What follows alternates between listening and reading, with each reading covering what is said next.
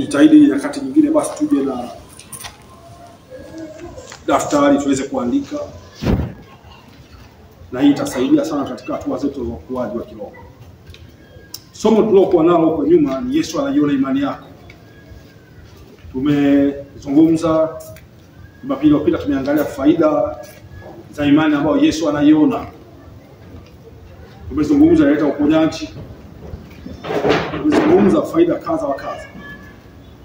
Na leo tunaendelea na hatua 13 za kuweza kufika katika kiwango cha imani ambacho Yesu anaweza kuiona kwako. Hatua 13 ambazo Yesu anaweza kuiona imani yako. Mwanzo nilifikiri kwamba somo hili tungeweza kulimaliza kwa muda mfupi, lakini naona Roho Mtakatifu hajaruhusu. Ameona tuendelee kujifunza juu ya habari ya imani. Kwa sababu katika imani ndiko ambapo tunaweza kusimama na Yesu. Biblia inasema katika kitabu cha Waebrania 11:6, maana pasipo imani haiwezekani kumpendeza Mungu. Kwa imani ni msingi mkuu sana katika maisha yetu ya Kikristo. Na hivyo tutapojitika zaidi katika kuifahamu imani na kuwa na imani, tutaweza kusimama hata katika nyakati ngumu na za majaribu. Hata ikitokea jaribu lolote, hatutatikisika kwa sababu tuko ndani ya Kristo, katika msingi ulio imara. Hiyo imani yetu. Leo tutakwenda tutaangalia hizi hatua, na tutaangalia kwa undani kidogo. Naamini kwamba somo hili litaweza kuisha leo. Tutaendelea kwa kadri Roho Mtakatifu atakaporuhusu. Bwana Yesu asifiwe. Nia yetu ni tuweze kuelewa maandiko yatakayotusababisha kuweza kumfahamu huyu Yesu Kristo wa Nazareti. Na katika kumfahamu basi tuwe na matokeo katika maisha yetu ya kila siku. Tuanze kuona kwamba tumebadilika. Bwana Yesu asifiwe. Kwa hiyo imani, hatua mojawapo katika miongoni mwa hatua 13, tutaanza na hatua ya kwanza. Ili kuwa na ile imani ni soma na kuamini neno la Mungu.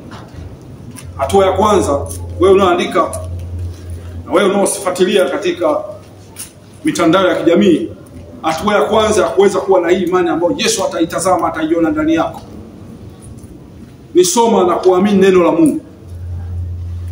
Tusome maandiko kaza. Warumi 10:17.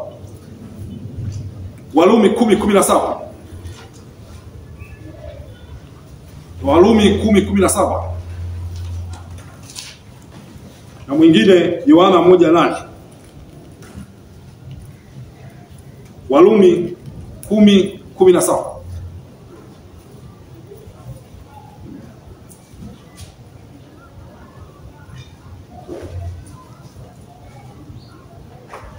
Warumi 10:17 inasema, basi imani chanzo chake ni kusikia, na kusikia huja kwa neno la Kristo. Bwana Yesu asifiwe. Paulo anatuambia hapa kwamba imani chanzo chake ni kusikia, na kusikia huja kwa neno la nini? La Kristo. Tunaposikia neno la Kristo, maana pale tuna imani inaanza kujengwa hatua kwa hatua. Tusome pia Yoshua 1:8. Na mwingine angalia Zaburi ya 119 mstari wa 105, na Timotheo wa pili 3:16 na 17. Yoshua 1:8.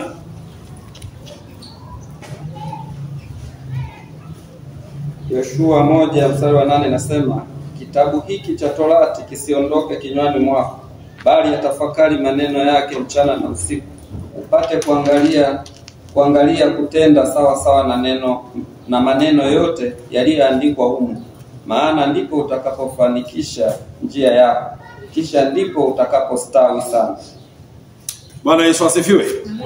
Tunaona Bwana Mungu akimwambia Yoshua baada ya Musa kuwa ameondoka, baada ya Musa kuwa ametwaliwa. Mungu anamwambia Yoshua ya kwamba kitabu hiki cha Torati, kitabu hiki ambacho tumejifunza leo asubuhi juu ya habari ya Biblia, na leo anatuambia leo kwamba kitabu hiki cha Biblia kisitoke kinywani mwetu, kisitoke kinywani mwako, kisitoke kinywani mwangu, bali yatafakari maneno yake mchana na usiku. Ndio neno la Mungu linavyotuambia, tuyatafakari mchana na usiku, tupate kushika na kufanya sawa sawa na yale yaliyoandikwa humo, na ndipo tutapoweza kustawi na kufanikiwa katika mambo yetu. Some Zaburi ya 119:105 na Timotheo wa pili 3:16-17.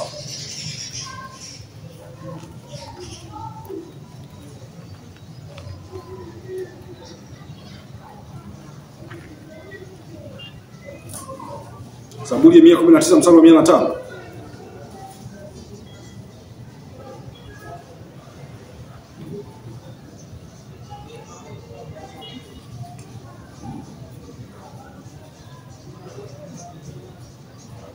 Zaburi 119:105 inasema, neno lako ni taa ya miguu yangu na mwanga wa njia yangu.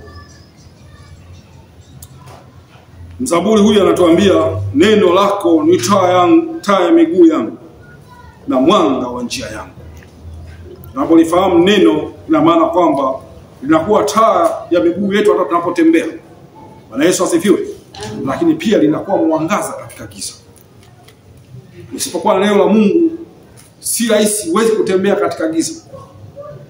Bwana Yesu asifiwe. Utaanguka tu. Tusome Timotheo wa 2:3-17. Timotheo wa 2:3-16 na ule mstari wa 17. Ukisikia kulala unasimama kidogo. Na hiyo ni mbinu mojawapo ya kumshinda shetani. Bwana Yesu asifiwe. Timotheo wa 2:3 mstari wa 16 na 17.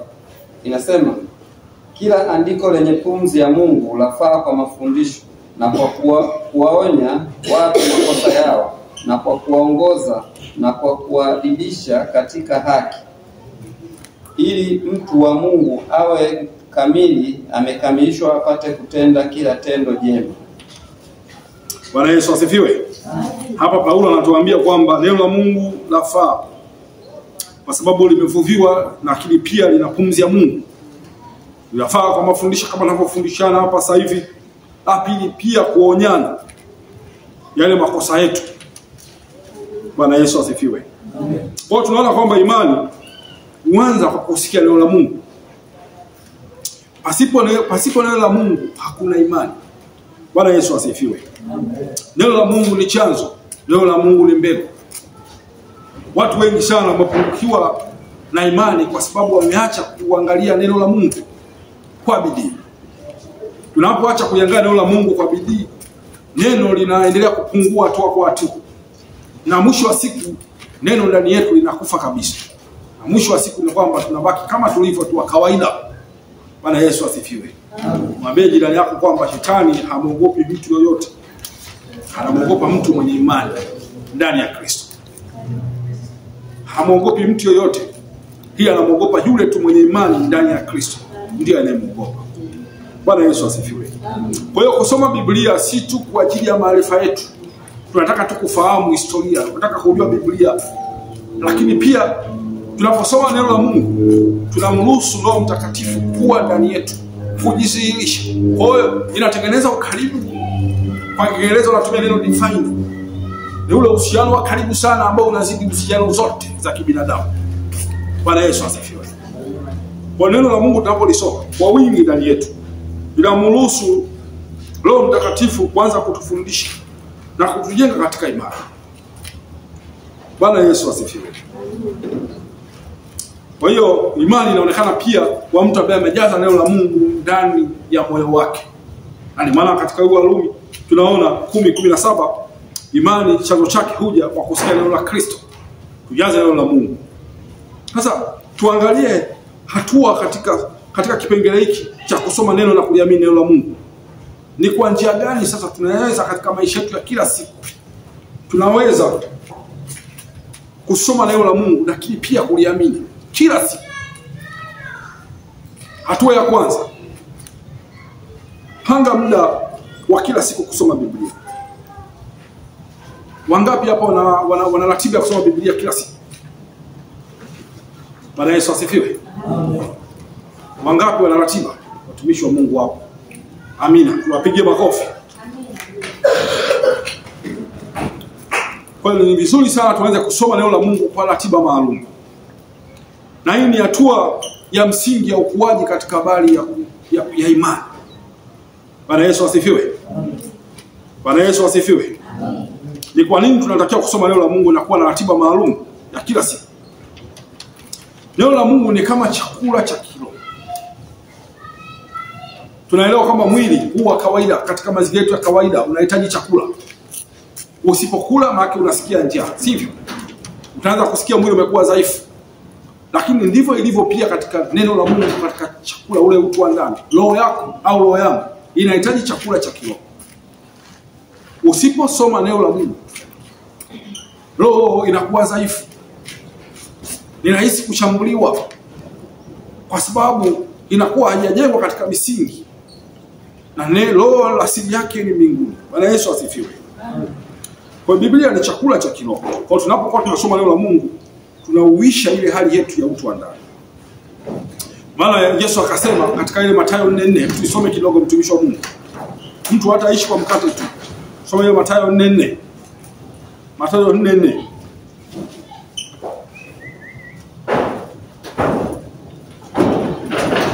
Mathayo 4:4.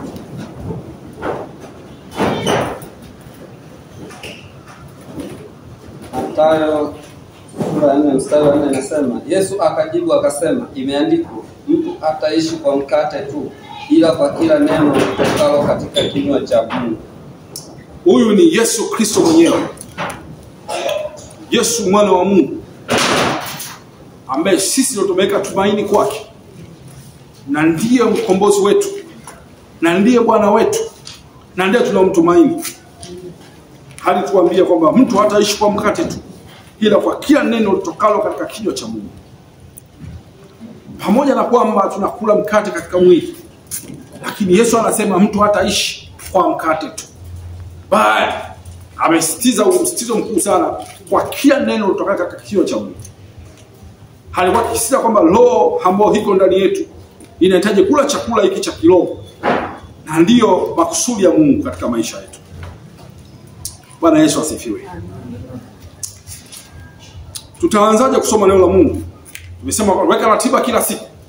Lakini tunaweza tukaanza hata kwa sura moja. Kwa unaoanza, anza hata kwa sura moja. Bwana Yesu asifiwe. Anza kwa sura moja kila siku. Usijisukume sana kuweza kusoma sura nyingi katika hatua ya mwanzo. Bwana Yesu asifiwe. Kwa unapoanza, anza hata kwa sura moja. Na muhimu ni kuwa na ile tabia endelevu. Usisome leo kesho ukaacha, kesho kula tena ukaacha, kesho kuta ukasoma ndio kwa kujisikia. Hapana. Unakuwa na ratiba maalum kama ambavyo unavyo ratiba ya kula chakula. Amka asubuhi nitakunywa chai, mchana nitakula, au kama utaweza kula basi jioni lazima ule. Lakini pia ni muhimu sana katika mambo ya kiroho. Kama tulivyo na ratiba pia za usiku kupumzika. Mwili umechoka, usiku ukirudi unapumzika. Na ndivyo ambavyo tunatakiwa kuwa na utaratibu na mambo ya rohoni. Tunapoweka at least utaratibu kwa asubuhi nitaanza kusoma, labda mchana muda ule maalum. Bwana Yesu asifiwe. Kwa mfano tunaanza na sura moja. Kwa hatua ya mwanzo tunaanza, tujisukumi sana. Tunaanza ile hatua moja ambayo itatupeleka katika hatua nyingine. Na tunapoanza unaweza kuanza na vile vitabu ambavyo kuna vitabu ambavyo ni rahisi kueleweka. Usianze na kitabu ambacho ni kigumu kidogo. Unaweza kuanza na Zaburi. Zaburi ni kitabu ambacho pia kinafundisha habari ya maombi. Kinafundisha sifa. Tunaona wana wa Asaf waliandika pale. Kwa wana wa sifa. Lakini pia maombolezo. Kwa kinaeleza wakati wa huzuni, kinaeleza wakati wa furaha, kinaeleza pia wakati wa hofu na tumaini.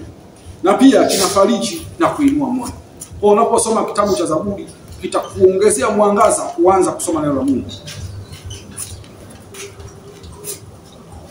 Pia unaweza kuanza na kitabu cha Marko. Marko ni kitabu kifupi sana lakini kinachoeleza matendo ya Yesu, kinamfunua Yesu. Kina sura 16 pekee yake. Lakini kinamueleza ndicho ambacho kitabu kilichoandika miujiza mingi kuliko injili zote. Bwana Yesu asifiwe. Kwa ni kitabu kifupi kinachoeleza maisha ya Yesu Kristo kwa uwazi na kwa haraka. Kwa hiyo hii ni mwanzo mzuri sana wa kuelewa huduma ya Yesu alipokuwa duniani. Bwana Yesu asifiwe. Kwa siku ya kwanza unaweza kuanza kusoma hata Zaburi moja. Bwana Yesu asifiwe. Siku ya pili ukaendelea. Waweka tu taratibu ule, lakini unakuwa ni utaratibu ambao ni endelevu.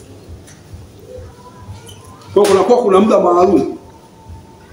Na muda ambao utaamua kuchagua sio ule muda ambao umechoka. Wakati mwingine tunachagua mambo ya Mungu pale ambapo tumechoka, sio ule muda ambao tunaweza tukajiisha nguvu, akili, mawazo na hisia mbele za Mungu. Ni ule muda ambao kwa kweli tumeshafanya mambo yetu yote, tumechoka, tunafanya tu ili mradi tumefanya. Bwana Yesu asifiwe. Kwa hiyo tunaweza tukachagua. Kwa mfano, unaweza ukaamua kuchagua muda wa asubuhi kabla ya shughuli zozote, kuanza shughuli zozote za majukumu ya kila siku. Hii itasaidia sana kwa sababu utapata mwelekeo wa kiroho wa kila siku. Tunapoanza ile asubuhi, leza kali saa 10, saa 10:30. Yesu asifiwe. Wakati Roho Mungu mwenyewe atakapokuongoza. Lakini pia unampa Mungu sehemu ya kwanza ya siku yako. Unapoanza kusoma neno la Mungu, ule kabla hujafanya jambo lolote, unampa Mungu na kumwambia Mungu, anza na maisha yangu. Lakini unapata utulivu wa akili kabla ya msongamano wa majukumu hujaanza kuyafanya. Kwa mfano, tusome Zaburi ya 119:147. Zaburi ya 119:147. Zaburi ya 119:147.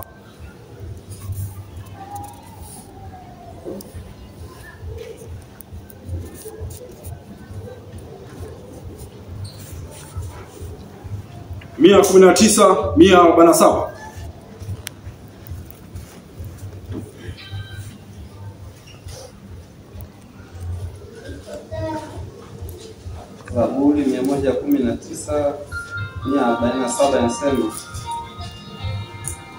kutangulia mapambazuko naliomba msaada, nalingojea maneno yako kwa kutumaini. Bwana Yesu asifiwe.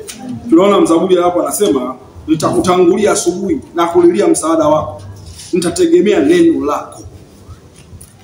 Ona Zaburi ni kitabu kizuri sana. Huyu alikuwa akitangulia asubuhi kabla mambo mengine yote, anamtafakari Mungu. Na sisi hivyo hivyo tujiwekee utaratibu. Na wewe sasa ongea na Mungu kwa kumaanisha. Ongea na Roho Mtakatifu, kaa naye, mwambie nitafanya hivi. Mungu nisaidie. Na Roho Mtakatifu ni mwaminifu sana. Hata kuanza kuona nia yako ni kumtafuta. Na lengo tunatafuta namna ya kumpendeza Mungu, si kwa ajili ya mambo yetu. Tunapoondoka asubuhi tunaenda huko katika mihangaiko, tunatumia kuweza kutafuta kwa ajili ya riziki yetu ya kila siku. Lakini anasema utafuteni kwanza ufalme wa mbinguni na haki yake, na hayo mengine yote mtazidishiwa. Kwa hiyo tumtafute Mungu. Tutumie kila aina ya mbinu zozote zile, ili mradi tuweze kumsogea Mungu, tumweke hawe karibu yetu. Tafuteni Mungu maana anapatikana. Lakini pia wakati wa jioni kabla ya kulala, ni muhimu sana kuwa na ibada za familia. Naweza kuwa na ibada ya familia kwa sababu wana watoto wanalala mapema, lakini pia ibada ya wewe binafsi na Mungu. Hiyo ni kutengeneza uhusiano wako kati ya wewe na Mungu. Asubuhi umeanza naye, lakini pia jioni pia unakuwa na muda kabla ya kulala. Hii itakusababisha kweli kutafakari mambo yote yaliyotokea siku nzima na kumshukuru Mungu namna ambavyo alivyokutendea, namna alivyokusaidia. Umetoka, wengine hawajarudi salama. Bwana Yesu asifiwe. Wakati mwingine tunaweza kuona mambo ni rahisi tu kwa sababu tunaona mambo katika ulimwengu wa roho hatuoni. Lakini yamkini kama Mungu angeweza kutufunulia tu macho ya roho na namna ambavyo msaada wake unavyotutetea, tungemshukuru Mungu. Kwa hiyo maombi ya jioni kabla ya kulala yanasaidia sana. Na sasa ni pale unapoweza kutafakari kuwa Mungu kupitia maisha ya hiyo siku nzima. Lakini unaliruhusu neno la Mungu kutuliza moyo wako kabla ya usingizi. Unaliruhusu neno liweze kutuliza roho yako kabla hujalala. Kwa hata unapokuwa unalala ukiwa unatafakari kuwa Mungu katika maisha yako. Neno linatuliza, lina nguvu kama tulivyosoma katika ile Timotheo wa 2:3-16-17, lina uwezo wa kutenganisha nafsi na roho na kila mawazo aina yoyote katika roho. Bwana Yesu asifiwe. Lakini unaweza kuandika na kuomba kulingana na ulichosoma. Kwa ile jioni ambapo tayari unasoma neno la Mungu, unatafakari, lakini ndio tafakari namna Mungu alivyokusaidia, uwe na daftari lako basi, andika kile ulichosoma. Na tafakari kile ambacho umekiona kwa kadri Roho Mungu alivyokuelekeza. Bwana Yesu asifiwe. Tusome Zaburi ya 63 mstari wa 6. 63 mstari wa 6.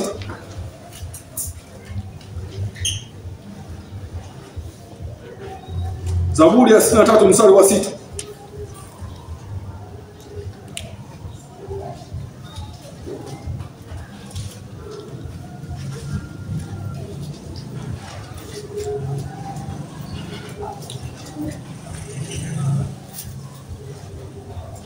Zaburi 63 mstari wa 6 inasema, ninapokumbuka kitandani mwangu nitakutafakari wewe makesha yote ya usiku. Ninapokumbuka kitandani mwangu ninakutafakari wewe makesha yote ya usiku. Bwana Yesu asifiwe. Unawezaje kumtafakari makesha ya usiku kama unasoma neno la Mungu? Sio rahisi. Kwa neno katika huyu Zaburi anatuambia kwamba katika kitanda changu nitakukumbuka na nitakuwaza wakati wa zamu za usiku. Na maana katika Yoshua 1:8 anasema neno hili upate kumtafakari usiku na nini? Na mchana. Asubuhi unalitafakari, mchana unalitafakari. Ukizoeza hali hiyo utakuwa wakati wote ni automatic. Ini yenyewe tunakuwa automatic. Roho yako inakuwa tayari imeshikishwa na neno la Mungu. Bwana Yesu asifiwe. Tuangalie mfano mmoja. Kwa mfano, mama mmoja yeye aliazimia. Tunaangalia mfano wa kuamua sasa kuweza kusoma neno la Mungu, kujiwekea muda, ratiba. Panga ratiba yako, asubuhi, ila ni mchana, au usiku. Huyu mama pamoja na kwamba alikuwa ni mama mwenye majukumu mengi. Kama tunavyojua kuna wengine kina mama wanaamka usiku kwenda kwenye biashara ndogo ndogo, ndio wanaenda kuchukua samaki feri. Kwa ni kazi ambayo inakuhitaji uamke asubuhi sana. Kwa hiyo aliamua kwamba nitaamua kusoma, kujiwekea muda dakika 30 kabla siku haijaanza. Huyu aliamua kuanza na Zaburi sura ya kwanza na ule mstari wa pili. Tuisome mtumishi wa Mungu. Zaburi ya kwanza ile mstari wa pili.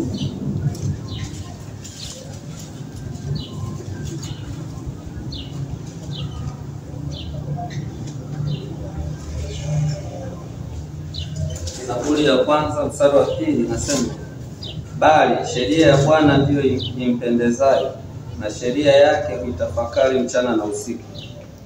Bwana Yesu asifiwe. Sasa huyu mama aliposoma huo mstari, aliona hiyo ni sauti ya Mungu ikimwelekeza kuweza kutafakari. Na nini kilitokea katika utu wake wa ndani? Aliona utulivu wa amani. Nakumbuka siku moja huko nyuma, kipindi fulani nilikuwa naamka usiku saa 8:30, nusu saa ya kwanza nilikuwa nasoma neno. Bwana Yesu asifiwe. Nasoma kama andiko fulani, kwa sababu usiku unakuwa kuna ule utulivu. Kila kitu kimesimama, yaani kila kitu kuna ule ukimya. Kunakupa kuweza kumtafakari Mungu. Kwa hiyo huyu aliposoma na kuanza kutafakari, alisema bali sheria hiyo uitafakari mchana na usiku. Kwa hiyo aliona kwamba hiyo ndio sauti ya Mungu kwake. Akaamini. Na kupitia hapo ukaa kuna hali ya utulivu wa ndani. Na watu wanasema hawajawahi kumsikia Mungu. Lakini Mungu ana njia nyingi za kuweza kuzungumza. Unaposoma neno la Mungu, Mungu anakuwa anaongea na wewe. Mungu anaongea kwa namna tofauti. Bwana Yesu asifiwe. Bwana Yesu asifiwe. Mifano iko mingi sana. Ukiamua kusoma mifano iko mingi sana ambayo itatujengea hatua ya kuanza. Unaweza pia ukaanza na ile Zaburi ya 20. Wote tunajua Zaburi ya 23. Hii inasema kwamba Bwana ndiye mchungaji. Nisome kidogo kwa kifupi tu, mtumishi wa Mungu. Bwana ndiye mchungaji wangu. Zaburi ya 23. Wote tunaifahamu, lakini tulie tu kwa faida kwa sababu tuko tunajifunza. Zaburi ya 23.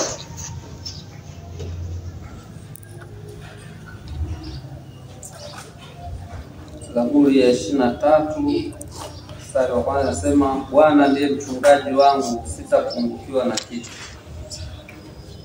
Kwa hiyo unaona hili andiko hili tunapoanza kulisoma, jenga muda yako, maandiko mengi sana. Hii ni mfano tu wa maandiko. Unaona kwamba ukisoma hili andiko linakupa nguvu ya kwamba ninaye mchungaji hata katika mazingira magumu, bado Mungu ni nani? Bado Mungu ni nani? Ni mchungaji wangu. Biblia inasema ninapopita katika uvuli wa nini? Wa mauti. Kwa hiyo hata unapopita katika changamoto ngumu,